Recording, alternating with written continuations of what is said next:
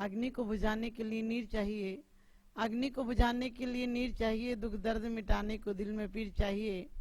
अणुबम्बों के इस्ताक से हिंसा नहीं मिटती, हिंसा को मिटाने के लिए महावीर चाहिए, हिंसा को मिटाने के लिए महावीर चाहिए। वास्तव में हमने पिछले 2 महायुद्ध किए हैं, 2 विश्व युद्ध हुए, और 2 विश्व युद्ध में हमने करीब 10 करोड़ लोगों को मारा है। यही सोचकर कि दुनिया सुखी हो जाएगी, शांत हो जाएगी, लेकिन 10 करोड़ लोगों पर मारकर भी दुखी रहे, अशांत रहे, क्योंकि दुख किसी दूसरों से नहीं था, हमारे अपने अंदर का दुख था, हमारी अशांति थी, हमारी तृष्णा थी। और क्योंकि कहते हैं अपनी आदमियत को आदमी खो रहा है आदमी, और जिंदगी बर्बाद करके सो रहा है आदमी। ना जाने कैसा तूफान आया है इस पर भौतिकता का कि खुद अपनी ही बगिया को रो रहा है आदमी। अपनी इंसान बनने की शक्ति से भगवान बन सकता था, लेकिन ना जाने क्यों जानवर सा हो रहा है आदमी, जानवर सा हो रहा है आदमी, और खुद की करनी पे पछतावा नहीं है, इसीलिए तो रो रहा है आदमी, इसीलिए तो रो रहा है आदमी। कि आज हमने बहुत विनाश के यंत्र बनाए हैं। 100 डिग्री पर पानी गर्म हो जाता है, उबलने लगता है, 1500 डिग्री पर लोहा पिघल जाता है, 2500 पर पानी की तरह लोहा बिल्कुल तरल हो जाता है पिघलकर। लेकिन आज दुनिया ने इतने एटम बम, परमाणु बम बनाए हैं जिससे पूरी दुनिया विनाश की तरफ जा सकती है, पूरी दुनिया का विनाश हो सकता है। हर देश यह कहता है कि तारीफ से कहता है, घमंड से कहता है, अभिमान से कहता है कि हमारे पास इतने परमाणु बम हैं, इतने बड़े बड़े विनाशकारी बम हैं कि हम कई 1000 किलोमीटर तक के मारक बम हैं। सोच कर देखना, आज दुनिया में एक तरफ भूखे मर रहे हैं लोग, बिना वस्त्रों के जी रहे हैं, बिना मकानों के जी रहे हैं, दूसरी तरफ अस्त्र शस्त्र की इतनी तैयारी है कि प्रति घंटा 60 लाख रुपया लग जाता है, प्रति घंटा 60 लाख रुपया सिर्फ इस बात के लिए लग जाता है कि दुनिया का विनाश कैसे हो। अस्त्र शस्त्र पर हमारा इतना पैसा खर्च होता है, काश इतना संस्कारों पर हुआ होता। और उसके बाद भी किसी ने आइंस्टीन से पूछा था कि 2 युद्धों के बारे में तो आप बता रहे हैं, तीसरा विश्व युद्ध हुआ तो किससे होगा?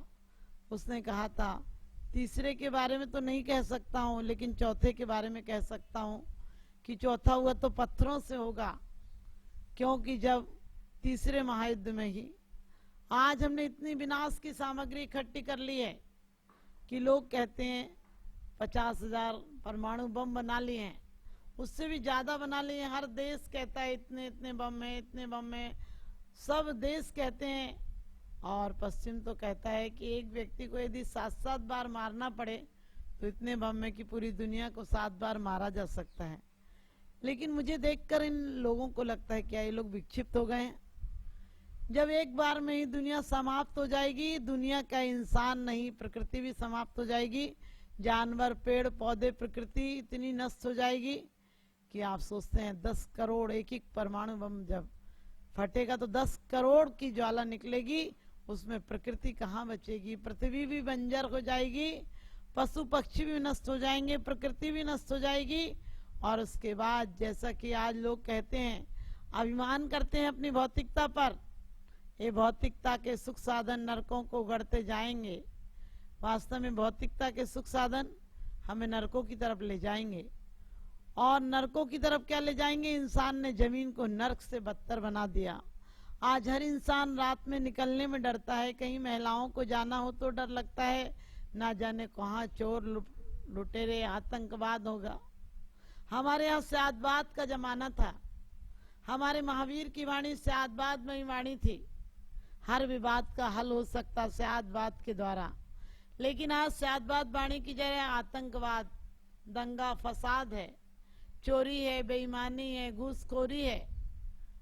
तिजोरियां भरते हैं लोग उम्र भर के लिए, तिजोरियां भरते हैं लोग उम्र भर के लिए, लेकिन अफसोस है मौत का फरिश्ता रिश्वत नहीं लेता। अफसोस है मौत का फरिश्ता रिश्वत नहीं लेता। लोग जिंदगी भर कमाए चले जाते हैं, सुबह से शाम तक दौड़ते हैं, न खुशी खरीद पाया, न खुशी खरीद पाया, न गम बेच पाया। ना जाने फिर क्यों रोज कमाने के लिए जाता हूँ, ना जाने फिर क्यों रोज कमाने के लिए जाता हूँ। आप समझ गए, ऐसी जिंदगी हो गई, ना हम खुशियां खरीद पाए और ना गम बेच पाए। खुशियां तो बिकती ही नहीं, गम ही बेच लेते हैं। आज इंसान की जिंदगी में खुशियां कहाँ हैं? इसलिए खुशियां तो बिकती ही नहीं, गम ही बेच लेते हैं। और प्यार क्या चीज है जिंदगी में नहीं, सिर्फ पिक्चर में देख लेते हैं, सिर्फ पिक्चर में देख लेते हैं। आज विकास जितना हुआ है विज्ञान से, उससे ज्यादा विनाश हुआ है। लोग अपने नाना नानी की कहानियां सुनते थे, दादा दादी के पास बैठते थे, शाम को कितना अच्छा माहौल हो जाता था। लोग अपने दुख दर्द कहने के लिए चबूतरों पर आकर बैठ जाते थे, कोई चौपालों पर बैठ जाते थे, हंस लेते थे, बोल लेते थे। लेकिन आज अफसोस है, किसी को किसी से बोलने की समय नहीं है, समय नहीं है, कोई जरूरत नहीं समझता है, सब अपने मोबाइल में लगे हुए हैं। और इतना ही नहीं कि मोबाइल में लगे हुए हैं, परिवार में एक छत के नीचे रहते हैं, एक दूसरे का पता नहीं होता है किसी को। एक समय था हमारा घर होता था, और आज होम समाप्त हो गया, हाउस हो गया। आज घर समाप्त हो गया, ईंटों का ढेर रह गया जहां लोग रहते हैं। एक पता होता है लेकिन एक दूसरों को पता नहीं होता एक दूसरे का, ऐसा घर हो गया। जबकि लोग कहते हैं धर्म के नाम पर हम लड़े हैं। ध्यान रखना, भीड़ जो भी करती है वो पाप करती है। भीड़ जब भी करती है आतंकवाद, दंगा फसाद करती है। आज कह दो हिंदुस्तान खतरे में, सारे लोग बेवजह आ जाएंगे, ये भी नहीं पूछेंगे क्या हुआ, क्यों हुआ, किसने किया, लेकिन मारने के लिए उतारू हो जाएंगे। और कह दो पाकिस्तान खतरे में, तो पाकिस्तान वाले आ जाएंगे। अरे देश कब खतरे में होते हैं? इंसानियत हो तो देश में तो प्रेम बढ़ता है, धर्म हो तो प्रेम बढ़ता है। लोग धर्म के नाम पर लड़ते हैं। यदि धर्म के नाम पर लड़ोगे तो फिर अधर्म क्या करेगा? धर्म तो आपको जीना सिखाता। बीमारियां अलग अलग होती हैं, स्वास्थ्य की कोई परिभाषा नहीं होती है। आप किसी के घर जाते तो यही पूछते हैं ना कि आपको क्या हो गया। यदि बीमारी होती है तो लोग पूछते हैं क्या हो गया, यदि खुशी होती है तो पूछते हैं आपको क्या, कि आपको क्या हो गया। क्योंकि खुशी और आनंद की एक परिभाषा है, जीने की शैली एक होना चाहिए। पानी भले घट घट का हो, लेकिन पानी का अर्थ तो प्यास बुझाना होता है। हमारी जिंदगी में हमें धर्म की प्यास ही नहीं जगी। हम झूठा पानी का अभिनय करते हैं, हम झूठे पानी की बात करते हैं, और जब प्यास नहीं हो तो पानी की कोई कीमत नहीं होती है। एक नौकर राज दरबार में रहता था, वह राजा को कई बार पानी के लिए पूछ लेता था। राजा एक दिन झुंझला उठा और कहा कि ये बेवजह पानी को पूछता है, प्यास नहीं होती तब भी पूछता है। और राजा ने कहा इसको निकाल दो, दिमाग से काम नहीं लेता है, पानी की पूछता रहता है। और अचानक उसे जंगल में छुड़वा दिया गया। कुछ महीने बाद राजा शिकार को गया, और गर्मी के दिन थे, कहीं पानी नजर नहीं आ रहा था, कहीं तालाब झील नहीं थे, और राजा किसी तरह से रास्ता भटक गया। और अचानक जंगल में घूमते घूमते एक झोंपड़े के पास पहुंचा। अब जिस सैनिक को निकाल दिया था वो तो बेचारा बहुत परेशान था, अपनी मजबूरी का मारा था, उसकी हुलिया बदल गया, उसके सारे कपड़े फट गए थे, दिन हो गया था, दिखाई नहीं पड़ता था, ऐसा नहीं लगता था वो सैनिक भी रहा है कभी। और कहते हैं राजा ने उससे कहा कि हमें पानी मिलेगा क्या? उसने कहा पानी है तो, लेकिन दूर से लाता हूँ पानी, थोड़ा सा पानी है, आपको कुछ देना पड़ेगा। राजा ने कहा 100 स्वर्ण मुद्राएं दे दूंगा। और राजा के लिए उसने गिलास बढ़ाया। राजा बहुत प्यासा था। राजा ने जैसे ही गिलास हाथ में लेने की कोशिश की, उसने हाथ पीछे कर लिया, गिलास पीछे कर लिया, और कहा जरा ठहर जाएं, 100 स्वर्ण मुद्रा से ज्यादा बढ़ाएं, क्योंकि पानी इतना ही है, मुझे भी पीना है, आपको भी पीना है, आपको दे दूंगा तो मैं कैसे पीऊंगा, इसलिए थोड़ा सी और मुद्राएं बढ़ाएं। राजा ने 500 मुद्रा कर दी। जब जब राजा को पानी देता, पीछे हाथ कर लेता, राजा की प्यास बढ़ती गई। और उसने कहा राजा ऐसा नहीं चलेगा, काम और कुछ बढ़ाओ। राजा के पास स्वर्ण मुद्राएं समाप्त हो गई थी। राजा ने कहा आधा राज्य ले लेना, लेकिन मुझे पानी दे दे। और कहते हैं कि उस राजा ने बाद में जब उसने आधे राज्य में भी पानी नहीं दिया तो राजा ने कहा कि मैं तुम्हें वादा करता हूं पूरा राज्य दे दूंगा, और लेकिन मुझे पानी दे दो। उस व्यक्ति ने शायद पानी दिया होगा, राज्य के बदले में भी पानी दिया होगा। आज हम अपने पानी की प्यास, हमारी जिंदगी की प्यास क्या है, हमारी जिंदगी की कामनाएं क्या हैं? हम सिर्फ मंदिरों में आकर कहते हैं भगवान मेरी तो सेवनी ताते करो पुकार, लेकिन हमारी माला और जाप भी ऐसी चलती है। ऊपर से जाप चलता है और अंदर में कतरनी चलती है, अंदर में विचारों की ज्वाला। हम बैठे होते हैं मंदिर में और दिमाग कहीं कहीं पहुंच जाता है। ऐसी माला हमें कहीं नहीं ले जाएगी।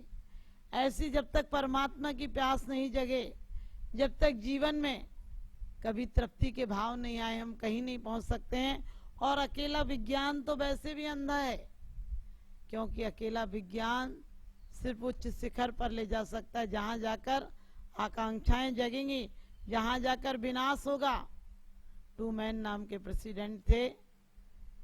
एक रात उनके आदेश से नागासाकी और हिरोशिमा पर बम फेंका गया और 1,20,000 लोग मर गए।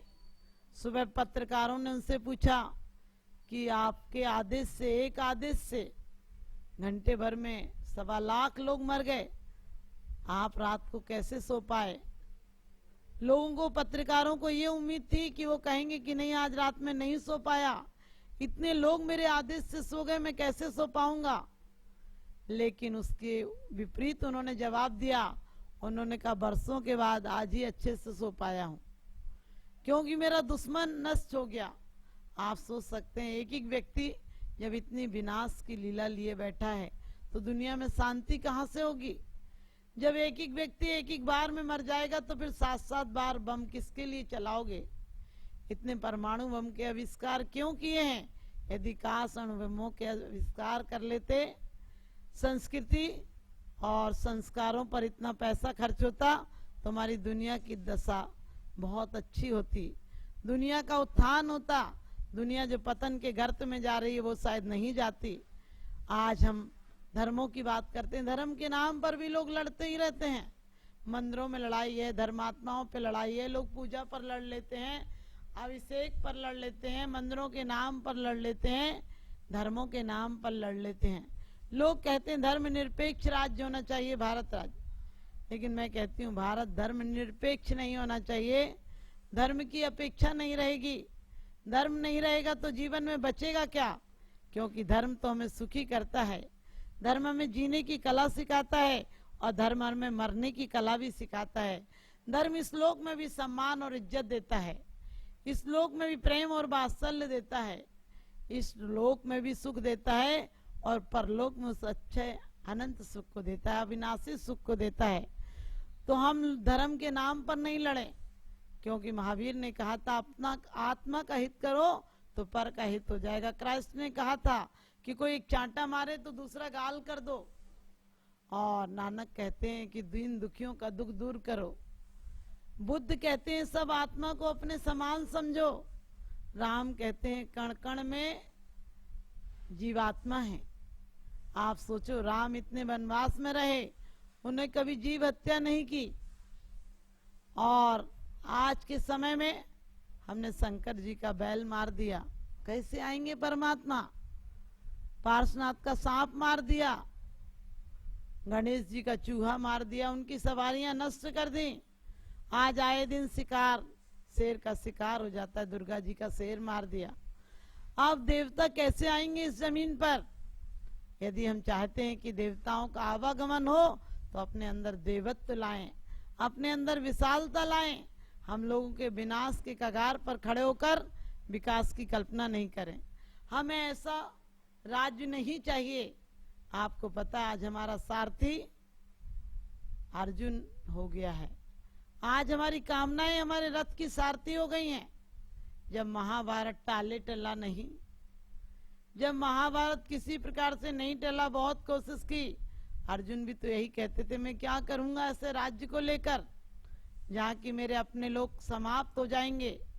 और आपको पता है, लेकिन कृष्ण जैसे सारथी थे तो महाभारत में भी विजय प्राप्त हो गई। युद्ध जब निश्चित हो गया तो अर्जुन भी आए कृष्ण के पास और दुर्योधन भी आया। दुर्योधन सामने खड़ा था, दुर्योधन सिर के पास खड़ा था और अर्जुन पैर के पास खड़े थे। आपको पता है, जब आप जागते हैं तो सबसे पहले पैर पर नजर जाती है, सामने वाले पर नजर जाती है। अर्जुन को देखकर कृष्ण ने कहा कि कब आए सखा? तो दुर्योधन तुरंत बोला, मैं पहले आया था, इसको बोलने का मौका नहीं मिलेगा, मुझे कुछ आपसे मांगना है, लेकिन इसको बाहर भेजो, जो कुछ मांगना है इसके सामने नहीं मांगना है। अर्जुन को कृष्ण ने इशारा किया और अर्जुन बाहर चले गए। दुर्योधन ने कहा, आपको पता है कि युद्ध निश्चित है, इसलिए मुझे आपसे कुछ मांगना है। कृष्ण ने कहा, मांग लो। तो उसने कहा, सारी आपकी सेना, अस्त्र शस्त्र, आयुध, सब कुछ मुझे चाहिए। उन्होंने कहा, तथास्तु, तुम्हें मिल जाएंगे। बाद में अर्जुन आए तो अर्जुन से कहा, अर्जुन अब कुछ बचा ही नहीं, क्या लोगे तुम, मैं तुम्हें क्या दूं? काश तुम्हारे लिए कुछ बचा पाता। उन्होंने कहा, जो दुर्योधन ने मांगा वो मुझे नहीं चाहिए, मुझे तो आप जैसे सारथी चाहिए। और आपको पता है कि महाभारत जैसे विकट युद्ध में सिर्फ सारथी अच्छा था, कृष्ण सारथी थे, तो महाभारत में पांडवों की विजय हुई, अर्जुन की विजय हुई। हमारे जीवन रूपी रथ को खेने के लिए, जीवन को भी परमात्मा तक ले जाने के लिए, जीवन को परमात्मा तक ले जाने के लिए, जीवन को सुख शांतिमय बनाने के लिए, जीवन पर विजय प्राप्त करने के लिए हमारे जीवन का रथ का सारथी भी परमात्मा होना चाहिए। तो हमारे जीवन के महाभारत में भी हमें विजय हासिल होगी और हम अपने राज्य को, स्वयं की सत्ता को पा सकेंगे। इन्हीं शुभ भावनाओं से आत्म सत्ता आपको भी प्राप्त हो, आपका सारथी परमात्मा बने। इन्हीं शुभ भावनाओं